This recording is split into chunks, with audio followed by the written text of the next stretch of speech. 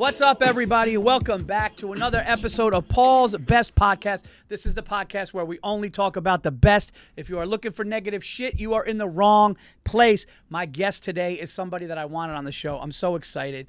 I'm not going to say where, but we're actually somewhat neighbors. I don't care who knows. Okay. Nobody's coming to find me, The man. front man, Matchbox 20, three-time Grammys? 3 Grammys? Yeah. Rob Thomas is here. Dude, you're the best. Thank you so much for being Thank you for having me, on man. the show. I am so excited to talk about positive holiday shit. What are you going? Well, I lied. We're going abortion, trans, and then that's what I just said. Aaron's like, wait, no, we didn't sign up for this. No, yeah, we just told we're not doing any of that shit. We're gonna talk. But as long as we're talking about abortion and trans in the holidays, it's got to be. It's got to be intertwined. Yeah. If it's not Christmas abortions, I'm out of here. I was just gonna say Christmas abortions only. By the way, my favorite band. They're playing Coachella next week. Christmas abortion. That would be a wild name for a band. But that's what, actually, you know what? I literally just thought of that. When you come up with a name for a band, Yeah. because my little brother was in a band, there's some band names that are like just simple. Oh, we saw a car and did that. When you come up with a name, how'd you do that? I mean, it's the same kind of thing. We had a record deal before we had a name. Oh, And really? So we were like, we went through a million. I think we were almost called Wood. We were really close to being called Wood. Okay. And all with no sense of irony. Like we weren't like like- going for Yeah, It there's wasn't no like, reason. it didn't have like a double meaning. It was like it was just that. And then we at the last minute, like we saw a guy at a bar and he had a jersey on with a big 20 on it and a bunch of patches, and one of the patches had a Matchbox. Ah. And I looked over it. We were like this. It was kind of like a frat bar because it was near a college in Orlando. And I leaned over to this guy next to me, this drunk stranger, and I was like, "Hey, would you go see a band called Matchbox 20?" And he goes, "Matchbox 20!" And I was like, "That sounds so good when he yells it." That's like awesome. That, Dude, me and my wife were on, I believe we were on the Sawmill or 684, and we're coming up with names for my son. Yeah. And she was like, I was like, I don't like Luke because it's just a little too abrupt. I like Luke, but it's a little abrupt. Right. And I was like, plus they could make fun of it with like rhymes. Right, and you got to do it with the last name. That's how it Yeah, runs together. so I'm like Luke, Virzi, and then as we're talking, Rob, I swear to God, a car goes by, and in big it just said Lucas Oil. And I go, Lucas. And I go, and as we're talking about it, we both looked and we go, his name's Lucas Virzi. And that was it. It was and meant to happen that way. It was meant to happen, and it just flew by, and big and I was like, oh. I always look at it like a band name is kind of like a name because like right now it doesn't matter if we like Matchbox 20 or not, or if we think it's a stupid name. That's who we are now. That's an art. You know what I mean? It. Just like if you like Paul, it doesn't matter. You like Rob, it doesn't matter. Like that's what you got. That's it. You know? That's so funny because I always wonder, like, do bands have like a meeting? Guys, we're meeting at my house tonight. We're not leaving until we have a name. I mean, I'm sure maybe. You just make nonstop lists, and you still do. I mean, like we just did now with Christmas abortion. By the way, new record coming next year. It's good. Oh, it's so bad. Positivity. But like we still like everything sounds like a band name now. You're just always like, oh, that's a good band name. That's a good band name. Yeah. You hear something wild, you're like, what about if that was a? Yeah, and a lot of times I'm like, like my son had a band called Handmade House. Nice. And then they did he called me up one day, like, and nobody knew who the fuck they were. But he's like, we're revamping everything. We're going to do new songs. And I was like, but nobody knows these songs yet. And he's like, new songs, new look, new name. And then now they call themselves The Lucky. And I'm like, well, that is better. I like that. The Lucky. Yeah. The Lucky's cool. Yeah. That did you start the band? Matchbox? Yeah. Yeah, so it was me and two of the guys, Paul and Brian from Matchbox 20, used to be in a local band called Tabitha Secret.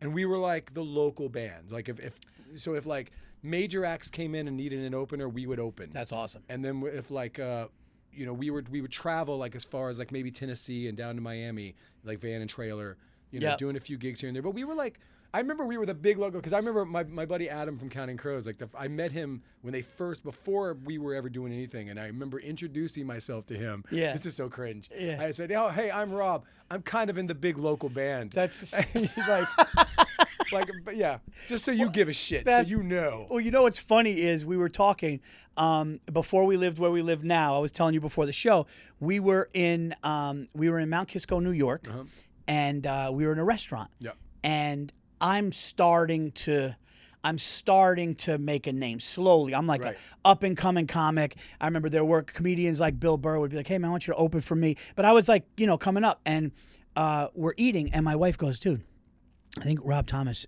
is at the table next to us." And it's one of those things where, like, I would never be the cringe guy to be like, "Hey, dude, big fan. I love Right. Matchbox." By the way, so I'm coming up in comedy. You'd be like, "What the fuck? What does that even mean?" Yeah. But at the same time, if you appreciate somebody, you feel like it's a little better than if it was just Joe Smith, even though Yeah. it's not to you. Yeah, no, I know what you mean. Like, so the other day, I went to this premiere, and it was a Hugh Jackman movie, and somebody had told me, "Oh yeah, you got to see Hugh's a big fan," and so I watched the movie. And I knew Kate. Kate Hudson's in it, and I knew Kate. And so I came over and said hi to her, and like Hugh Jackman's standing there, and so I come over with all of this kind of like, "Hey, it's Rob," and he was like, "Yeah," and then I was I'm in the receiving line. Thank you, and I just kept moving on. But I came in like, I'm about to have a moment. Oh, dude. With Wolverine, and it was not that. No, I was like, "Hey, Rob."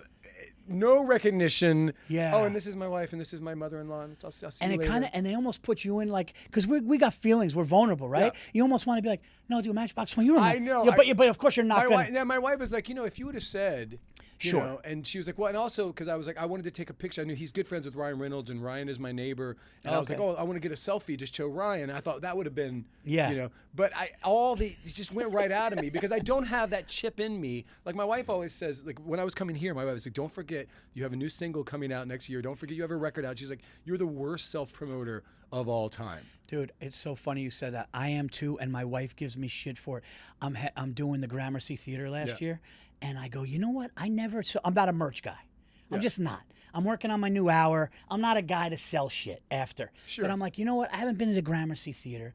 What if we do like And it's a good shirt. It's a good shirt, Yeah. and it said like Virzi, and then in the name it had New York City skyline, and it said the date, and it said Gramercy Theater, and it was awesome. And people come out, and the theater's packed. I'm so excited, and I do the show, and I just don't mention it. I just don't mention that I have merch. I don't tell anybody to mention it. So there was just somebody downstairs with all these shirts, and like luckily, the only way people bought them is if they actually went down to go to the bathroom. Other than that, I didn't mention it. I had them printed, and it was just like. But it sounds like a good shirt, by the way, and here's why: because it sounds like the kind of shirt that somebody would wear because it looks like a brand as much as it looks like your name. Yes. Like those are my favorite. Like any. Yes. Like, the best-selling shirts for some reason are the shirts with your picture on them, which are the least favorite of me because I wouldn't wear a shirt with my with a picture. Sure. But like I love a logo. Yes. You know what I mean? Because yes. like if I see the logo of like a band, yeah. I'm more likely to wear that. That's awesome. Then but I like there's all these pictures of because every picture of me looks the same. It looks like me in a video, which is kind of like me doing this. It's my blue steel. Yeah, you're like, can it not look like? Because when you shoot the videos, right? Yeah. You shoot the videos. Are you the one going, I want, like when I come across or my face is there during that lyric, you don't do that? No. I mean, usually like we come up with concepts. Like we want this video to be about this, and we find directors that kind of want to work with us on that. Got it. But then it's like after you do this for 20, 30 years, and then people are like, oh, you must be a good actor because you do so many videos. And I'm like, well, yeah. If I'm in a movie where my character sees something interesting far away, and his left arm hurts, then I am your guy. Yeah, what's the grabbing of the arm is so funny. That was it. And it was coming up. It was always like you had to have a picture in front of you, either a brick wall or on train tracks. I know. That was like you had to be a band, and you had to be like one guy had to be like down in the front, like Boys to Men style, not quite squatting. Yeah, a half. Yeah. But it's so funny with that face that says "Sup, girl." Yeah. and in stand-up comics, I can't stand when you see a stand-up comic headshot, and they're like. Dude, this guy. They're like, I'm like, you fucking. I already don't want to see your act. Yeah, it's like the Chiron at the bottom when you're watching a show, and it's like some buddy comedy, like coming up at 8. I can't. These fucking guys. Oh my god.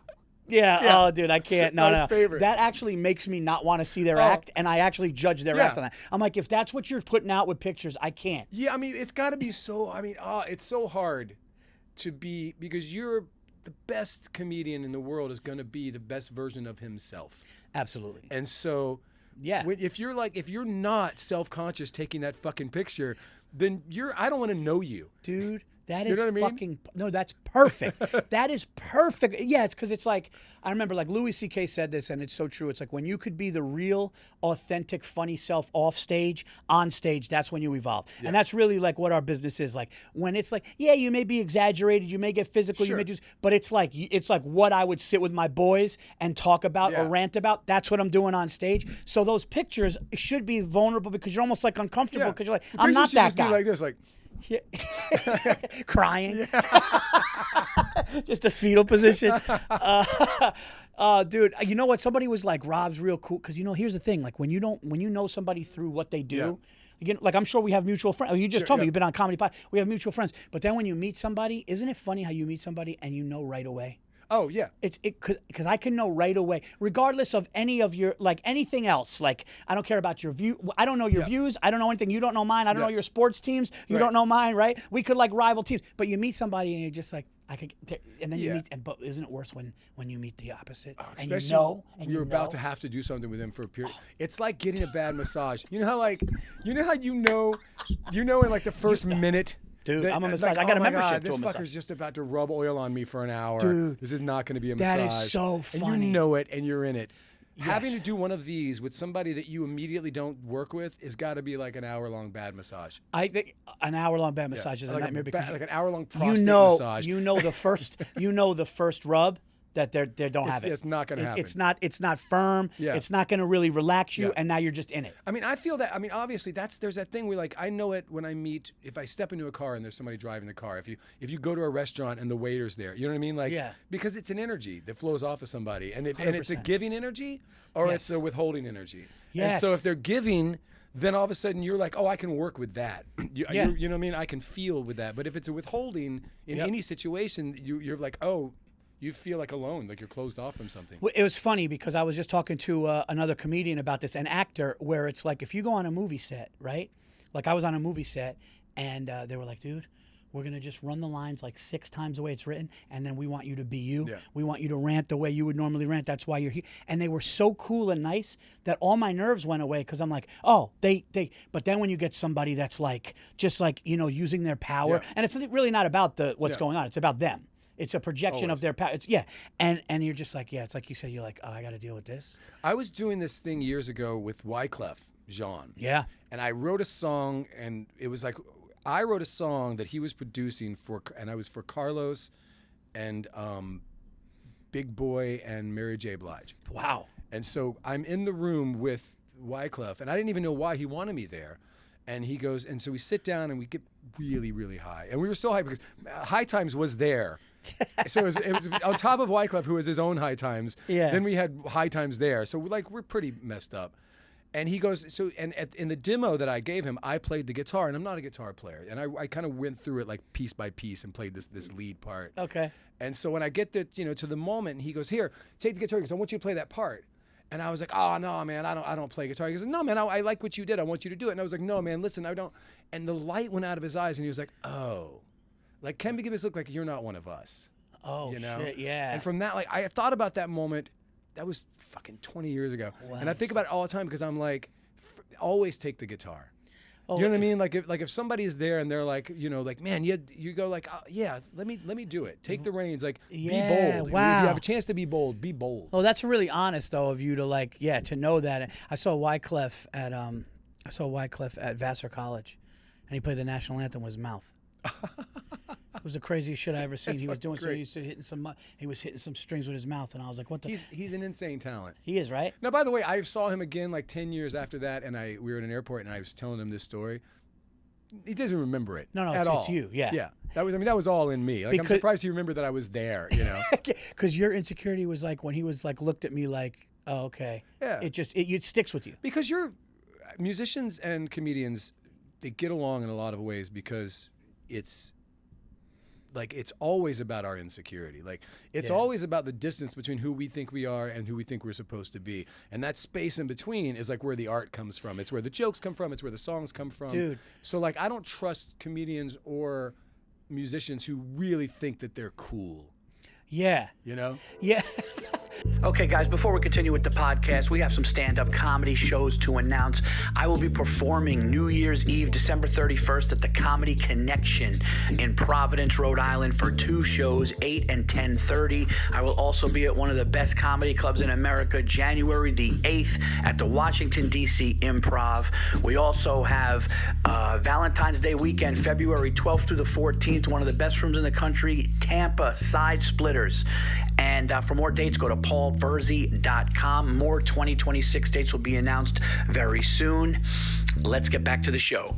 That's so funny you said that because I remember as I started to turn a corner in comedy, it was weird. The better I got at stand-up, the more insecure I got. And I had to really call up some people and be like, hey man, like, and some monster comedians, some greats I would call, and like people that were mentors and friends, and I would just be like, hey, something's going on, like I'm getting bigger gigs and people are like, things are really working right now, but I feel like the more that happens, and they were like, that's growth, that's evolution. Like, also because you're now existing in a plane with people that are better. You know, like when you're the big local band, there's a reason why. You know what I mean? Like it's like, okay, you rose above that. But the next thing you know, like we get signed and we go and we play in a show, and it was like us, we were opening for the Stones. Wow. It was like we were the first, but it was us, Smashing Pumpkins, Dave Matthews, and the Stones. Holy shit. So like we hit that stage with confidence, and we leave that stage just standing there going, oh shit, we have so much to learn. Right. You know, like, oh my God. Like you watching, you're just I don't feel like I'm one of them yet. Like I want to be one of them. I want that confidence. I want that poise. I want that, whatever that is. And I can only see that I don't have that yet. So then if you're really working your craft, then you go back and you're just like, you chisel away at it over and over and over. And that's why you do, 4,000 hours of rehearsals and practices and gigs where, that you're doing just for you. 100%. And it's like you said, if anybody ever gets off stage and they're like, man, I'm fucking killing it, I'm the shit, I'm like, dude, you gotta, like, if you do that, it's always like, there's a story about Rodney Dangerfield, my first manager, also, he was cool at Dangerfield, and Dangerfield got off stage after murdering. I mean, Dangerfield murdered, and he got off stage and I was like, Rodney, you just killed, and he goes, I shouldn't have said the in that sentence. Yeah. Because he knows that if he would have taken that word out, and it's like, but that's what I think, like, that's what, like, if you're really trying to get to the top of your craft, you're doing that. You're not going, didn't I kill? It's like, come on. The best I can get for myself is I can walk off after what I feel like was a good gig and go, that was good, right? Right. That was good, right? It's... Right? Right? Baby, I tell my wife, baby. That was good. Did that sound good? Everything went, and you're like, you kind of get the assurance, and then you don't even want to talk about it anymore. You're like, it's good. That's great. All right, so here's how the show works. I'm so glad you're here, dude, because this is going to be perfect. Because I didn't know, and it's funny, you know things about people, but you don't know, like, how the fuck am I going to know your hobbies or what you like? Right, and then somebody goes, hey, Rob is like really into Christmas, and he's like really into like Christmas movies and decorations. And I was like, that's the shit. When they first brought this up, and they're like, well, what when you talk about, like, we talked about favorite movies, you could talk about favorite foods, like what's your thing? And I was like, well, like this isn't going to happen in the holidays. Yeah. And during the holidays, like everything, like right at Thanksgiving shuts off until just after Christmas, and it's all Christmas. Like right now I've got people going, oh, are you watching this documentary? Are you doing this? And I'm like, well, it's in my queue, but I'm only watching Christmas right now. So are you, because my wife now my wife will not, it has to be Christmas music. Yeah. Like in the car. And I was like, yeah, but that one song, you want to hear that? And she goes, Paul? She goes, and we just put on like. Yeah, so you got Sirius Satellite. You got to go between Channel 15, which is Jimmy Fallon's Christmas, and then Channel 4, which is Holly. And those two are those that we go back and forth between those. There's a country Christmas. Okay. If you're so inclined, and there's like old fashioned Christmas, which is nothing but like standards. Okay. They're peppered all throughout there, but we're Channel 4, and Channel 15. Channel 4 and Channel 15 on Sirius. Okay. So we decided we're going to talk some Christmas movies. Yeah. Okay. Well, you are the guest here, and I will give you the floor.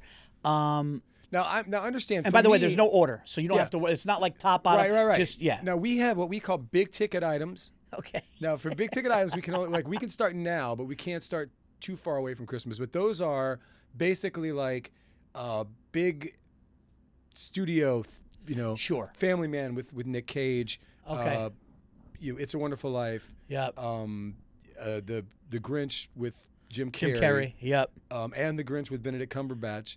Okay. So those kind of films, Christmas Vacation, right? Yeah, that's a big for me. Then there's the kind of like lower ticket items, which are like Hallmark movies that are that over the years we started watching. Like they have this franchise like Three Wise Men and a Baby, and they have like, and they're kind of like of the Hallmark. These seem like real actors in real movies. Sure, yeah. And then there's another category of before there were Hallmark movies. Yep. It used to be ABC Family would Yep. do the 25 Days of Christmas, and they would do one movie a year, and it was like they'd really put fucking effort into it, right? Yep. And so two of those stuck around. Last night we watched one. It was called Holiday in Handcuffs. Okay. But I know how ridiculous I sound. I just want to, dude. No, I want to preface all this by saying I know how ridiculous I sound, especially because when I'm not in the holidays, like all I watch is the darkest shit. Yep. You know what I mean? Like it is all like, give me the darkest, saddest I can find. And then as soon as Christmas comes on, I'm just like, it is fucking magical. And it better stay magical. Yeah. Candy This is cane about, wishes. I was going to say this is about candy and This is elves it. and the That big man's that coming to is town. it. Yeah.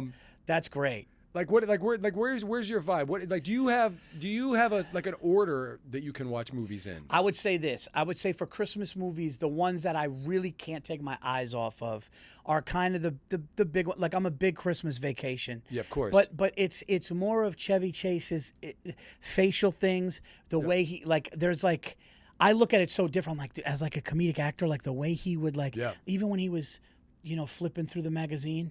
And it's stuck on his and the stickiness, and he's going like this, and he's trying to take it off while he's talking. Yeah. I'm going like stuff like that killed me. When Randy Quaid, Randy Quaid, he goes over and he's got the Marty Moose mug and he's got the Dickie with the see-through sweater. The Dickie is the best. And then he comes over and there's that little propeller thing and he hits it and it falls apart and then he looks at it like it's its fault. He's like, he goes like what's that? My wife and I, that's our favorite. Like.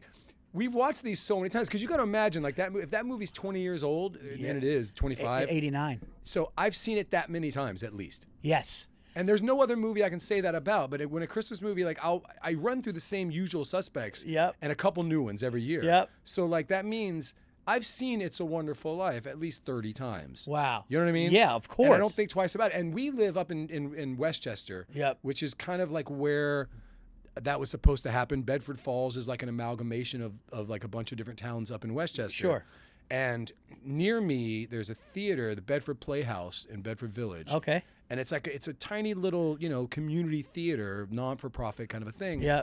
And so every year, my wife and I and friends, we get tickets to It's a Wonderful Life in this little theater. Great, dude. But you got to buy them in the summer because they sell out. Yeah. Immediately. That's amazing. And I love that you said that because I was talking the other day about that when he went like this and he goes, and then he's eating the nuts. Yeah. And he goes, but what do you say, college? He goes, carnival. Yeah. He gets moved on with his career. Oh my God. She's spreading pixie dust on the Tilt-A-Whirl. I was like, I'm still trying to figure out how to fit that into a song lyric. Like, because I just thought spreading pixie dust on the Tilt-A-Whirl was like the greatest line of all time. But now my wife's got me into not into this movie, but one of my wife's favorite Christmas movies, Rob, is Arthur Christmas. Arthur Christmas, yeah, sure. Where they forget the bike. Start with kids and then. Yeah. Home Alone, of course, but Mike Francesa is? Mike Francesa, he was on The Fan. Yeah. He was like, Mike and the Mad Dog.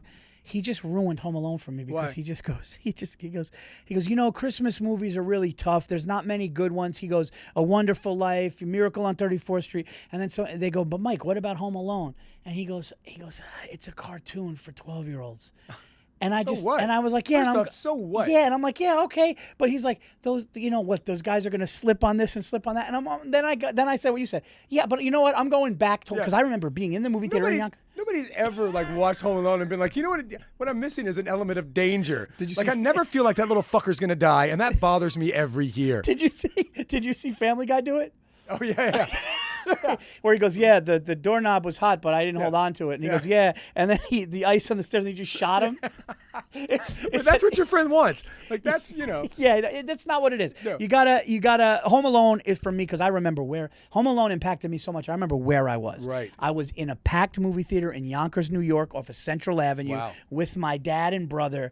And the scene that got me was when the Little Nero's guy went around back and he heard the gunshots in the pot, and he's running through, and to me, like I'm like 11 or 12, and I'm like, I don't know how old Macaulay Culkin is, but he's probably close to he's probably in his 40s. And like, be his 40s. And like, I think, I don't know how old he was. He was 7 or 8 in the movie. I'm like maybe a little older. And I'm like, dude, that got me, man. Yeah. And I was like, he's going against him. He's home. Yeah. He's like, so for me, that one is always going to stick. Well, the common denominator between that and Christmas Vacation is John Hughes. Yes. Incredible. Who I mean, like off script of Christmas, but was responsible for so much of our childhood. Name a bad John Hughes movie. Yeah, I mean, they're like even like Planes, Trains, and Automobiles, all the ones like that he wrote and directed, as well as the ones that are like the 16 Candles and the Say Anythings, and and the ones that we all know to be like him. Yes. But anything that he put his hands on had this kind of magic to it. And he had a way of hitting comedy with that feel of love, though. Yeah. Like there was like oh dude, come on. I mean, Candy. Yeah. I mean, Candy and Uncle Buck Candy was funny in Home Alone. Yeah. When they were the that's polka. right. I totally forgot about that. Yeah, he was in the truck. Polka. Kiss me, polka, and she's like, I don't know. There's no way she would know his band. I mean, but I do want to say bad parenting. All around. I mean, they made 3 of those goddamn movies. That's true. I mean, I even thought about that. Yeah. Just neglected parents. Yeah, part 4 was like they take the kid away. Like he's in the system. Another one, my wife's all-time favorite is Elf. That's my wife's all-time favorite. I saw Elf when it came out, because we used to go to when my wife's parents they like everybody from Queens, they moved to Florida at some point. Yeah. So we'd always spend the holidays in Florida, and the day after Christmas was like movie day. Yeah. And we'd all go, and that was the one that we saw. My wife has this weird thing about gum. Gum? Gum, mint, candy, like anything gum and mint. Likes it or doesn't like it? She gags, just gags. Just the Oh. thought of it. Oh, I haven't been able to chew gum for 27 years. And so gum freaks her out. It freaks her out. And so there's that scene where he's picking the gum from the subway platform. Remember, like he comes in and first thing he just starts eating the gum. Yes. So my wife to this day has never seen it. Because of that. We watch it every year. No, she watches the movie. But every time she goes, oh, and she won't watch. holds her face until I say, okay, it's clear, and then she comes out and she'll watch the rest of the movie. But she's never seen that scene. That is the gross part where he takes it all and he keeps eating it. One after the other, after the other, after the other. So she's got so you can't chew gum around. I can't chew gum around her, and no mint. But mint is like, you find out in 23andMe, mint and cilantro are 2 things that like you have a predisposition in your DNA. She can't smell it or taste it. Mint, she has like rose toothpaste because she can't have any mint in her toothpaste. Like it makes her gag. Wow. But it's funny that she's seen that movie again every year since it's come out. That's so funny. I just picture your first date, and she's just like, "Hey, just so you know, Yeah, I just got to get this out on the table. No mint." Which is fine. She's like, I don't mind your cigarette breath, but as long as you don't try and follow it with some gum. Smoke all the weed you want. you're gonna be fine. Don't touch gum. Wow, I haven't heard that one before. Yeah. But it's in your 23andMe. Like there's 2 cilantro and mint are 2 things that like it shows whether you have an aversion to it. Like it's in your I think DNA. I've heard it's the cilantro one. Cilantro people are like, some people are really weird with cilantro. Like I don't even notice it. I actually enjoy. There's really nothing that I don't eat. I mean, we're off topic now. I don't. You know what? I don't fuck with. I don't eat corn. I don't fuck with sweet potatoes. Really? Yeah. Okay. I had a bad experience. Like once somebody shoved in my mouth when I was a kid, and then that was kind of it. Corn though, I mean, there's a lot of corn. What about corn-based products? Corn chips? Oh yeah, corn chip I'll have. Just not corn on the cob. Popcorn in a movie I'll have. All right. Corn on the cob, straight just. Right, so you're not a complete freak. No. Peas I can't fuck with, and coleslaw. Dude, it's corn, peas, and coleslaw. It's so gangster to hear. I don't fuck with peas. Like, yo, peas and coleslaw. Fuck you. Get out of my house. You know what I mean? We can hang out, but. What are your So you got kids? How many kids? I have 2 kids. My son is 16. Okay. And my daughter's 13. So what is when they were younger? I would imagine then. What was the MO, like Christmas Day? Do you have family come over? Is it dinners? So bigger for me and my family. It was the biggest day for me is Christmas Eve. Right. Christmas Eve was like we would all get together. Sure. We would bring like 1 or 2 gifts for everybody just to have something to open. Yeah. We would eat. It was more Christmas Day was cool. I got into a big argument with Robert Kelly. We do a podcast together. Oh, I love it. Yeah, Bobby Kelly and I. We would do that Bone to Pick podcast over there. But anyway. By the way, my middle name is Kelly, so I'm also a Robert Kelly. Are you? And him and I are both R. Kellys. Just yeah. want to put that that out into the universe. Okay, yeah. So we got into two huge fights. One, he puts Thanksgiving over Christmas, which to me is not even a real holiday. It's nuts. Number one. Number two, Christmas Day to me, and I know people are like, oh, you know, it's Jesus' birthday, and this. I get all that, but for me, the anticipation of the big man coming. He's coming, right? It gets night. Everybody gets excited. The gifts are under the tree. People are having some drinks. All that. The songs. Christmas Day is cool, but I feel like after it's already leaving my body. It's like a Sunday. Yep. It's like a Sunday night. Yep. Where it's great and it was good, but tomorrow's Monday. Yep. Right? I feel like once the gifts are torn open and everybody tries their shit on, Yep. and then you're kind of like, all right, we're going to have something to eat, and then it's over. But the night before. Christmas Eve is the greatest night. My wife and I, it's always been, so for 20, we've been together for 20, almost 28 years. So imagine for like 25 of them. Yeah. Ever since we moved out of the city. Yeah. It's been... She used to live in Greece before I met her, so she makes... She Greek? No, she's Puerto Rican and Spanish. Oh, okay. But her boyfriend was Greek before she met me, and and rich and attractive and whatever. I'm not bitter, Paul. And so because of every night, every Christmas Eve, she makes moussaka, this Greek dish. I'm Greek. And so she makes moussaka, and we have spanakopita, and that's always our Christmas Eve. And you know that's an all day. You got to cook it all day. Yeah. You start like in the morning. You got to blanch the eggplant, and you got to Yep. So we do all that, and then we used to sit down and watch It's a Wonderful Life. Yep. And now that It's a Wonderful Life, we go to the theater. Our Christmas Eve movie is Friday After Next with Ice Cube. That's fucking hilarious. Which is a Christmas movie. It is a full-on Christmas movie. Is that? Oh, that's right. Yeah. It starts off with Santa Claus robbing the house. Yeah, Ricky Smiley. Yeah. Wow. Oh, my God. Yeah, see? That's Ricky Smiley. So I believe Cat Williams is in that one, right? Totally. Oh, my God. Pimpin'. Yeah. It's a great Christmas movie, and that is our Christmas Eve our ritual every year. And it's the same thing, man. Like, once Christmas Day comes, you know what? Yeah. Christmas Day, Hallmark movies lose their sheen. It's over. Yeah, it's over. It's like all of a sudden that whole spell that I was under, it just starts to go away. Yep. And I'm like, okay. And let's go back to Robert Kelly and this Thanksgiving fucking bullshit. Sorry, Robert Kelly, but let me explain something. So we all now are started going from Halloween straight to Christmas, and that's because, let's just face it, we just need some good and cheer. You know what I mean? Like, I kind of feel like it's more often is like, okay, please, let me just get right to it. Give me the, right in my veins, I want the sugar. Let's go. You know, and those good feelings. Yep. But also it's like, and this is not a political statement, but the idea that a lot of us just don't necessarily buy into the same story about Thanksgiving that we did when we were kids.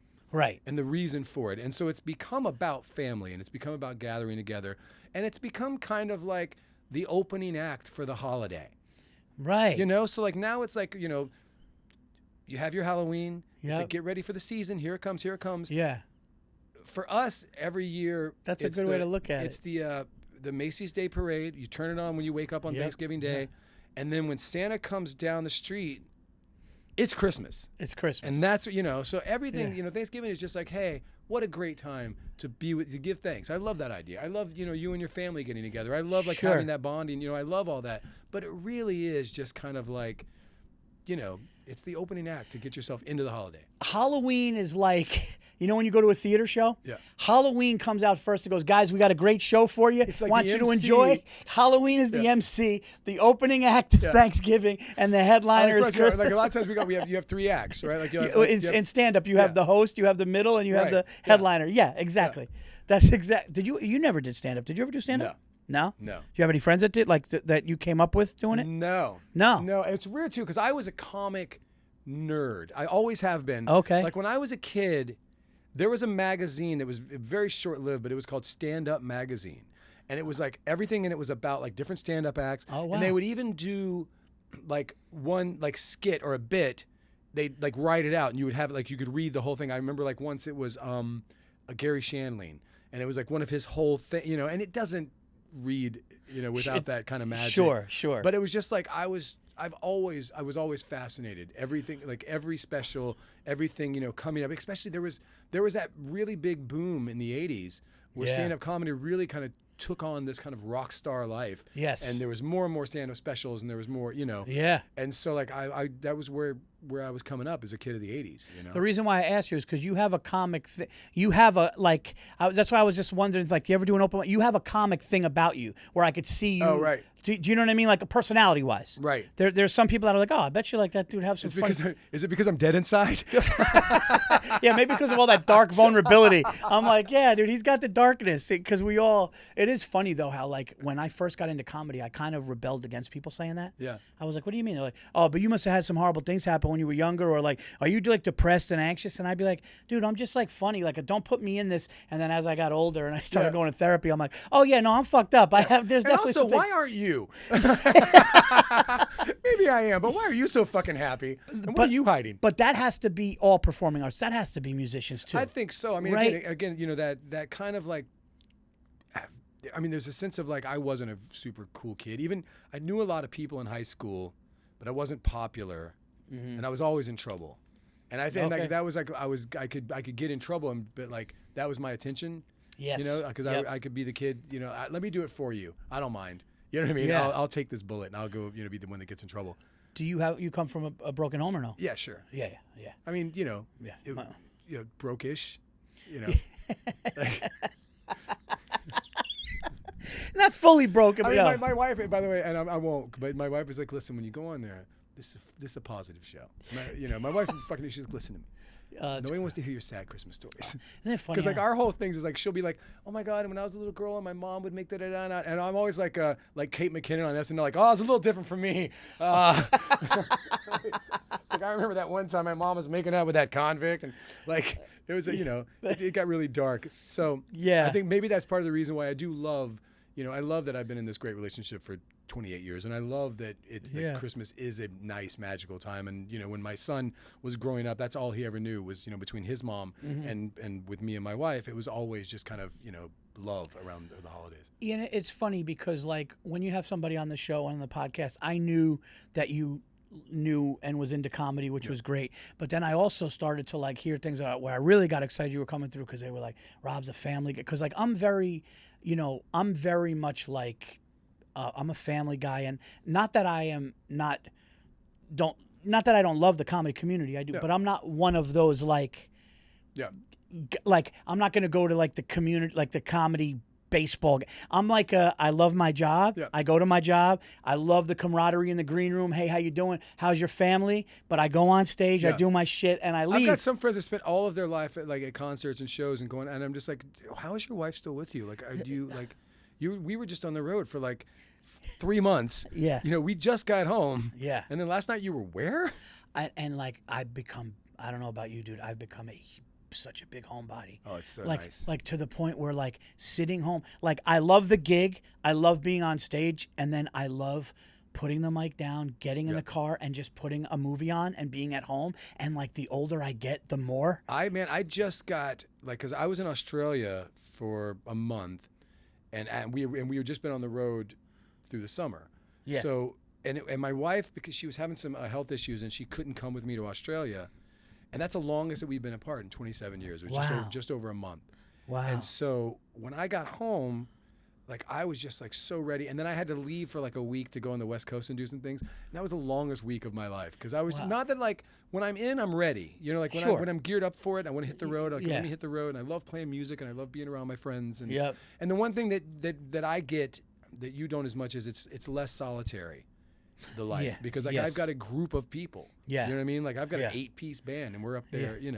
But you also have to, and the one thing that I admire about what you guys do, because I saw it with my little brother too, is you a lot of stuff is dictated by what's going on in each band member's life, right? Like you can have, God forbid, something happens or somebody's got to go or somebody's sick. Like the one thing about being a stand-up is like it is just me. I don't have to worry about your mood or you know what I mean. I feel that way about because I have two worlds, because I have Matchbox 20 for the last 30 years, and for the last 20 I do solo records. Yeah. And in solo world, there's a less pressure in the sense that like if I don't want to do something, I can just say no, and I don't have to explain to other people why. That's amazing. If I get sick, I don't feel like I'm letting other people down. Sure. Because my band is still getting paid. You know what I mean? Like Yeah. they're getting paid because that's their job. Yeah. But the other guy, like in the Matchbox, like these are my brothers for 30 years. It's amazing. And so they need an explanation. I'm like, I don't want to do that, and they're like, but we all want to do that, and I'm like, well, fuck, I guess I'm doing. I have to do it. Yeah. Yeah. Yeah. No, that's awesome, man. Like I couldn't imagine. Like I just speaking of, I just saw Oasis. Oh yeah, how was it? I saw Oasis with my my older brother and a buddy. We went to the first show they did at MetLife, and it was just everything you wanted it to be? It was everything we wanted it to be, and I couldn't believe how he sounded, how he sounded. How Liam was like, but it was really like. I was like, all right, this is going to be good. I don't know if it's going to feel like when I was in high school and dude, it did. I mean, that many people sharing that moment at the same time, there's something really special about that. It was something where like when people came out, and I was really taken back by how people reacted to just their camaraderie. Yeah. Like it was like when you knew that there was love again and all the stuff that when you knew that was behind them and they were like here, I think that even brought them better. Yeah, even you didn't even know you gave a shit, and then I didn't even know I gave a shit. Yeah, and I'm a guy, like I'm the weirdest music lover you'd ever. I had everything in my everything, right? Like from Eminem to Jay-Z to Matchbox 20 to Stevie Wonder to Cyndi Lauper to Phil Collins to like I'm like people are like you like what? I'm like the only thing I never really gravitated to, and now I'm starting to appreciate a little more is country. Yeah. I'm like now that like it's really kind of out there. I grew up in like old like Willie Nelson and Merle Haggard and Waylon Jennings and all that stuff. I grew up on. Yeah. So that was like, that was it for me. Oh, so you started mainly? I started with old country because I grew up in the South, in South Carolina. Oh, okay. So like that was it. And when I wound up writing 3 songs for Willie, and like when he sent me the first drafts of them after he recorded them, I remember just sitting in my house when I was still in Briarcliff and just crying. Whoa. Just like, man, that voice singing my words. I mean, that was everything for me.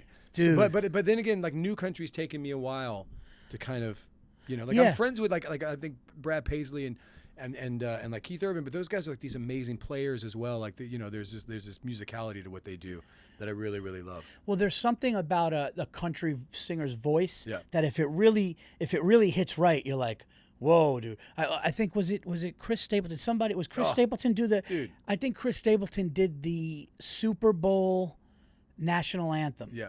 And I was just like, dude, how does a voice get It's like crazy? I was just in Australia and Teddy Swims came up and sang with me. Wow. And if you know that voice, it's just like this power. It's a raw. growl. There's a raw. That's a Yeah. growl. A country like a really good country singer's got like a growl to it, and you're going like, whoa, man! It's like it's like a raspy. All right. Segue. So your Christmas music. I was just gonna Yeah. Like what's your jams?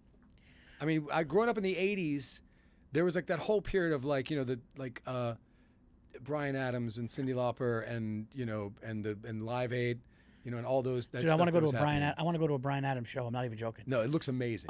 It does, and he looks great. Yeah, and so good. I was talking with him online because I put out a Christmas record a couple years ago, and it's called Something About Christmas Time, and I cover his song. Oh wow! With me and this singer named Ingrid Michaelson, we do a cover of his song. Wow! And I was like, I wanted to get his blessing, and then just recently, my son's new girlfriend is like working the sound on the Bryan Adams tour. Wow. Yeah.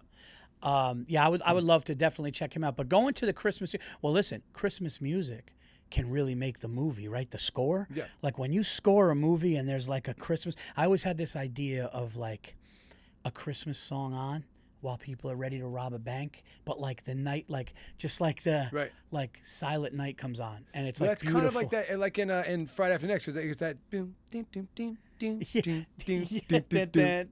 creeping in, Do you consider Die Hard? Yeah, I have to. And Die Hard, but was Die Hard 2 a Christmas time too? I think so, but I don't think anybody fights about that one. But Die Hard, there's a lot of skin in that game. I think the only reason why Die Hard 2 reminds me of is because of the snow. Yeah. And like it's the airport, so it's like traveling. Yeah. But any kind of Christmas music and that. But going back, I think Silent Night's one of my Silent Night and Oh Holy Night I love. Otis Redding, White Christmas. Oof. Any of those soul guys, you know that they mean it. You know they mean that shit, right? Because when they sing, yes, almost everything they have to say twice. Yep. It is like, I'm dreaming of a white Christmas. You know, like it's like they mean it. I got a great story for you. So there is a Thai restaurant in Vegas called, is it White Lotus or there's Lotus something? Okay. Sorry, it's off the beaten path. It's off the strip. Okay, but it's Thai food and it's incredible. All right. Okay. Smokey Robinson is in there around Christmas time, right? Smokey Robinson is in there at Christmas time. People are excited. Smokey Robinson's eating in a restaurant. He eats his dinner. He eats everything. He goes up to the, to pay his bill, and he says, "I want to pay for everybody in the restaurant's dinner."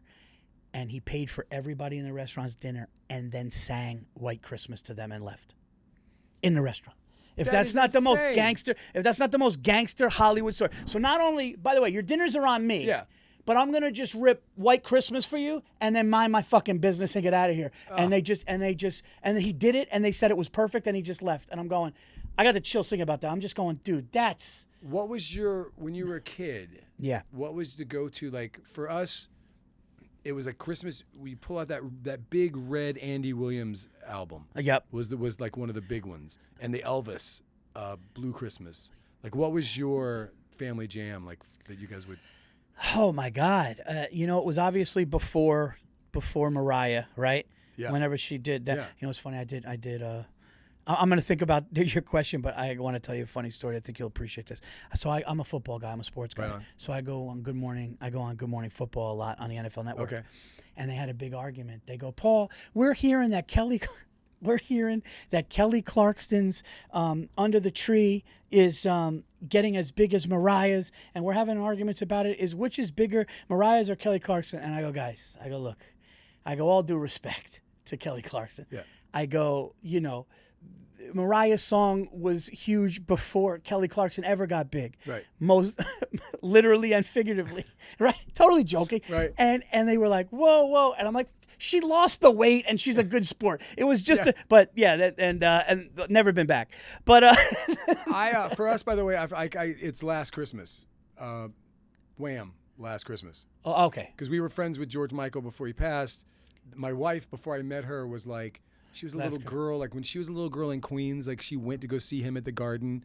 You know, before we got to know him, and she was a little girl just crying her eyes out. That's a great one though. And he, the last time he played at Wembley in London, he was all set up to close the shows right before the holidays. He was going to close the show with Last Christmas, and then he didn't. He wasn't going to do it. He was like, I don't want to play this damn song anymore. Wow. And my wife goes back in the intermission crying to him. It was like, you going to tell me that you're not going to do that song? And so he wound up doing it. His last time that he ever played it, he played it for my wife at Wembley. And then, with the snow, and it was like a whole production that he wasn't going to do. But that's like one of my wife's favorite memories. Run, Run, Rudolph. Oh, yeah. But the one that was in Home Alone. Of course. Of course. Yeah. And wasn't that Bryan Adams? No, was it? I think so. That's Bryan Adams? I think so. Well, I know he does a version. I think that's the version. Wow. If not, I mean, there's obviously the Little Richard version, right? Little Richard? Yes. That's amazing. There's a new version with Come Away With Me. What's her name? Beautiful Norah Jones. Last year, I think, put out a record that has this really sexy version of Run, Run, Rudolph. I'll tell you what. Which you never hear those words coming together. No. Sexy version of Run, Run, Rudolph. Yeah. It's the hottest version of Frosty the Snowman you've ever heard. I get the vapors.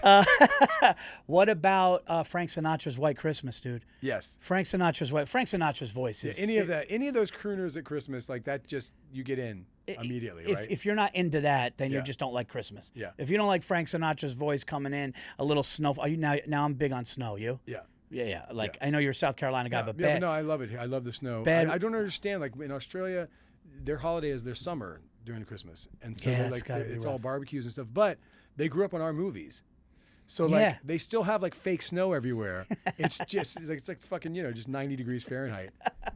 Let me ask you a question. I know I got you on the show, so you're here. I got to ask you this: what gig did you guys play? It doesn't necessarily have to be the biggest. Yeah. But what gig will always be like, no matter what you do from now until when you fucking hang it up and you go sit at a beach somewhere or whatever you're gonna do, what gig are you just like? That was, I don't think it'll ever get better than that. Like, that was the one. Like, it was. I mean, there's so many like little moments, right? But like for me solo, we played in Philly for that when they redid Live Aid. Okay. It was called Live 8. And they did it, in Philly and London, a bunch of different places. And in Philly, we were on the steps, like the Rocky Steps, whatever they're called. And there was 1 million people there. Like, it was like they'd do like 30 or 40,000 people, and then they would have speakers and big screens, and another 30 or 40,000 people and speakers and big screens. And it went all the way through the city. And I played, and then I got up and played with Stevie Wonder. Oh my God. And at this, what? After I did. And then for Matchbox, I think it was, and we'd played it since, but the first time we played the Garden. Yeah. Just because if you're a band and you play the Garden, you're like, you call up childhood bullies and go, hey, Jimmy, go fuck yourself. And you hang up like, yeah, you feel like you got the right. Like for 1 minute, you're like, I kind of feel like a big deal right now. It's an amazing, and then you're like, and then you notice it like the next night the Wiggles are playing there, so you're like, all right, well. Well, that's where the insecure come in. Oh, I guess it's not that big of a deal. It might as well be a wiggle. Do have any rock bands done like renditions of like Christmas songs that like are like, but not like that have made it mainstream, right? Well, I mean, the Kinks, Father Christmas. Okay. I mean that one okay, slaps, yeah, right? Yeah. Father Christmas, give us some money. Yeah, but there's not many. No, right? I mean, a lot of pop rock, Hall & Oates, their Jingle Bell Rock. Yeah. That's a good. That's a staple. Everything Whitney Houston, by the way, on the thing, like her God. Christmas. Oh my God. Just through the fucking roof. Whitney. I said to this day, sometimes I still play Whitney Houston's national anthem at the Super Bowl. It's the greatest thing I've ever heard. A buddy of mine, there's a great singer-songwriter named Matt Nathanson, and he just put out a record, and he has a song on it called Whitney Houston Singing the National Anthem. And it's a song about how life is never going to be as good as that moment right there, in that time. When she goes into the last, like, oh, when she goes into that, she's so in. Yeah. And she's just like, and she just hits it so hard. And I think that was the first Gulf War. That was when we right. You mean that's what started it? No. It's her fault. Oh my God. It's like Desert Storm is. It's not a history buff, I guess. All right, so we'll go. So before we get out of here, I think so. We've said, did you say Wonderful Life? Yeah, It's a Wonderful Life. I think has to be one of the top ones of all time. Okay. Elf. Elf is definitely one of the funniest, one of the best Christmas comedies. What was the one that somebody said it's an underrated? You might know this because it keeps slipping my mind. But somebody goes, Paul, you have to watch it. It's a Christmas movie with Dennis Leary. The Ref. The Ref. Is that good? Well, it's got Kevin Spacey, Annette Bening, and. Was it a Christmas movie? That's where it's Christmas adjacent. Okay. It takes place during, like my wife and I, like there's a movie called Just Friends with Ryan Reynolds. Yes. Like I love that movie. Yeah, wasn't Amy Smart? No. Oh no. Yeah. You're right. Amy Yeah, Smart. She's the lead. Yeah. Yeah. Anna Faris. And Anna Faris. Yes. She's so brilliant in that. She's so good. Forgiveness. She goes, Am I getting punked? Where's Ashton? Yeah. She was great. She's brilliant. Bono. He's gonna be all Bono-y, like forgiveness. We love that movie, but we have these arguments about. I call these movies Christmas adjacent. Okay. Because they happen during Christmas. But like I always feel like, and that's why I always argue about Die Hard, because I feel like a Christmas movie has to be about Christmas. And it has to be about like family. It has to have something to do with either Christmas magic or Christmas time. And Christmas has to be like a main theme and not just something that happens during Christmas. I feel like Just Friends more Christmas than Die Hard though, no? What'd you say? I think so. Yeah, I think so. In my opinion, I think the only thing about Die Hard is that they bookend it with Christmas songs. It starts and ends with Christmas songs. Right. And that's, I think, what makes people think, I don't really consider. I'm going to say this on the show, and I know some people are going to get me. I'm just going to. I never said it before. I don't consider Die Hard a Christmas movie. You and a lot of other people. I don't. For the sake of my marriage, I think it's one of the greatest Christmas films of all time. I think that there's a little Christmas flavor to it, but it's not like you said. It's not like Christmas Vacation is about Christmas. Yeah, if you look up Christmas movies, like the top 100, there's a few that like Kiss Kiss Bang Bang, which is a great movie. Yes, I saw that movie. But I don't know that that's a Christmas movie. No. You know? No, you need the holiday spirit. You need like, I Christmas in Connecticut, by the way. You know that one, old black and white movie with Vivian Leigh? No. What do you think about A Christmas Story?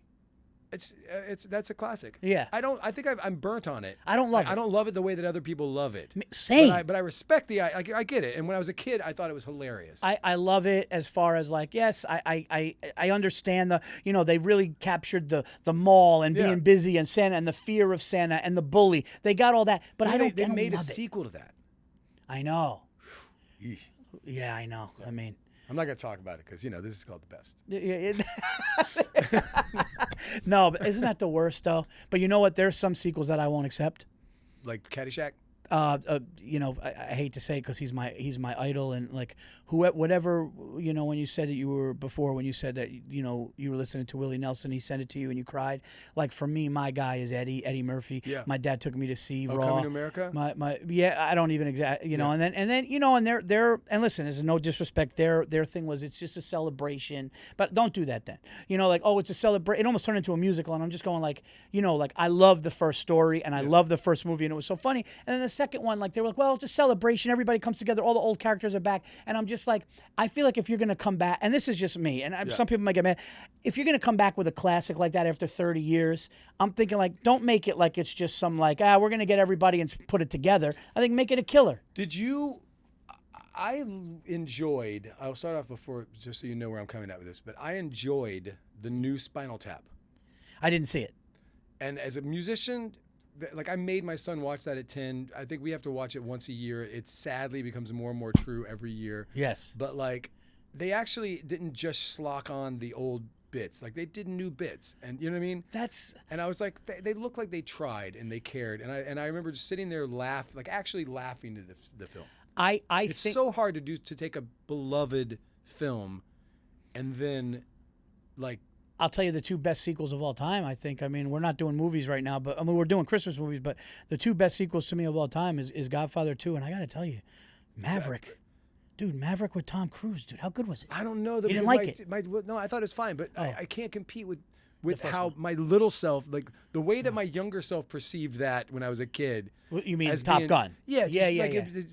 The reasons why It's like it. I can never watch the movie the way I watched it. Because you're so you're so young. But Godfather 2, it was even better. I mean, I think than the first. I think Godfather 2 is the best one. Did you see? You wouldn't have to put any of this in, by the way. And by the way, no, we're putting it all. There was a little Christmas in Godfather. So it's a Christmas movie. It's a Christmas movie. Yeah. They had. There was a TV show called, it was a mini series, limited series, but called The Proposal. Oh, about the making of The Godfather. No, it was my favorite show. The Offer. It's called The Offer. The Offer. The Offer, dude. How great is The Offer? I'm going to tell you how great it was. The Offer is my favorite. Offer is my favorite short. Matthew Good as Robert Evans. Dude. Baby. Sitting in the corner of the thing. And I mean, I thought, what's his name? Miles Teller did a great job. Yeah. Right? That was a great show. And how cool was it that, spoiler alert, how cool was it that the scene with they moved the gun to make Pacino have to search for it a little more. Yeah. To make it, unbeknownst to him, yeah. Francis Ford Coppola goes, don't move it. How funny is it that they thought that this guy wasn't going to, this guy couldn't do it? Yes. When you see it, you know what I mean? And nobody was cooler than Pacino at that point. No. But you're 2 years later, Serpico Pacino? Oh, my God.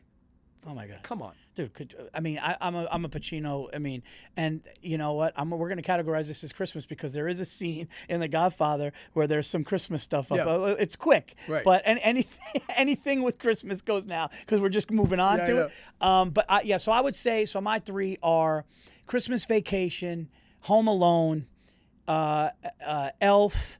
And then the ones that are adjacent, I guess I would obviously, if you put Die Hard, I'm going to put I love Die Hard. It's a great movie. I don't put it for so much Christmas.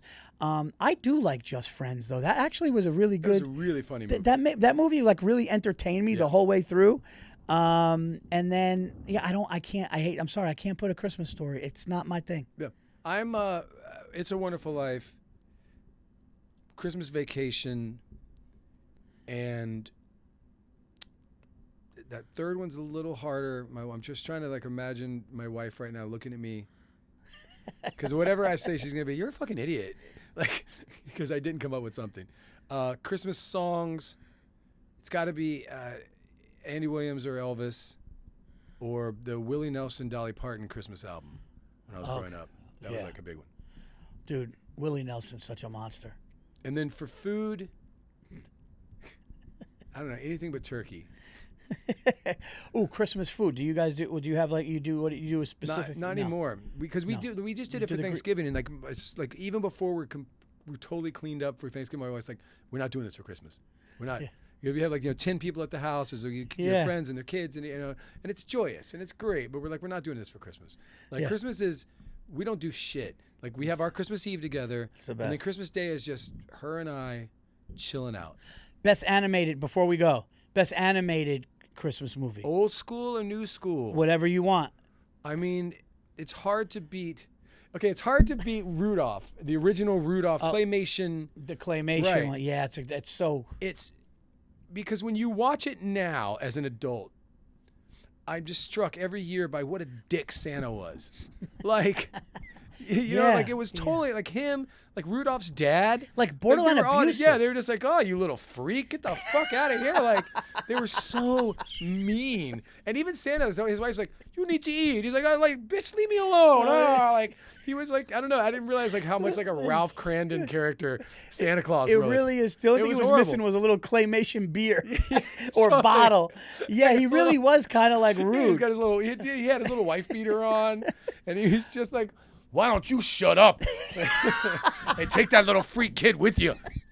I mean, it was so. Look at that freak's nose. Let's go put him down. Yeah, just so brutal. Yeah. I'm not a big. I wasn't a big Charlie Brown Christmas guy though. Are you a big Charlie Brown Christmas guy? Yeah, I guess not. I mean, I do. I mean, I get it, but yeah. I love the music. The music is so comforting to me. That Vince Dillard, like, it's a calm. Yeah. I guess my wife got me into Arthur Christmas, so I'd have to say that's Arthur. Your one, right? She has it on. Like it's like one of her. Like it made the list, dude. A couple years ago, they redid The Grinch as a cartoon with Benedict Cumberbatch as the Grinch. Okay, yes. And that is legitimately funny. Like, you know what I mean? Yeah, like when you watch, you're just like you're catching yourself just like in real laughs. Yeah. You know?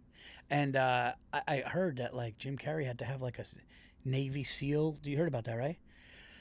The makeup for Jim Carrey's Grinch it was like in 8 hours on and like it was like brutal, and it got to the point where it was wearing on him so much that a Navy SEAL person had to come and coach him through breathing and coach him through going through all of the agonizing, because it was like hours. Like it was hours every day, and it started to wear on him. So they actually brought somebody in to be like, all right, dude, like breathing and stuff like that. Because you think about it, dude, like imagine like 3 hours is a lot. Imagine like 8, 7. You know, we've all seen The Grinch, and so I think it's funny now that like when somebody wants to talk about somebody hating Christmas, I mean, The Grinch very famously loves Christmas now.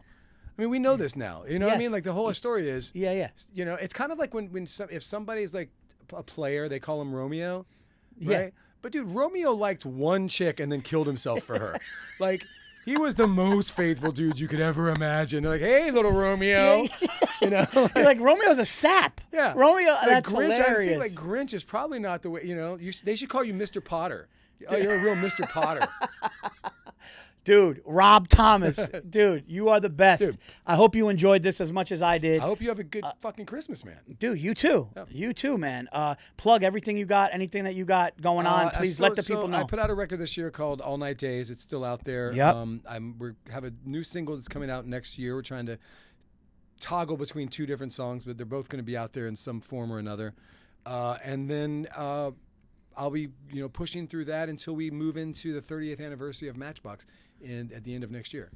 Wow. And then you guys doing something for that? Like We'll do something in 2027, 2028. But then, so the next year is still kind of toggling between a bunch of festivals with Matchbox, and and there's still a lot of stuff to say with this new record. Well, dude, you're so awesome and talented, and you know what? We have mutual friends, and you're everything and more than what they said that you were. So I'm so glad that you were here. That, of course. Guys, for my dates, go to paulvirzi.com. Providence, I will be in your town on New Year's Eve. And then the 8th of January, the DC Improv, I'll be there. And then Tampa, we're going to be there in Valentine's weekend. For all dates, go to paulvirzi.com. Click and subscribe to Paul's Best Podcast. Get him everywhere you get your podcasts, iTunes, Spotify, all that stuff. We appreciate it. Thank you to the best Rob Thomas, and we will see you guys next week.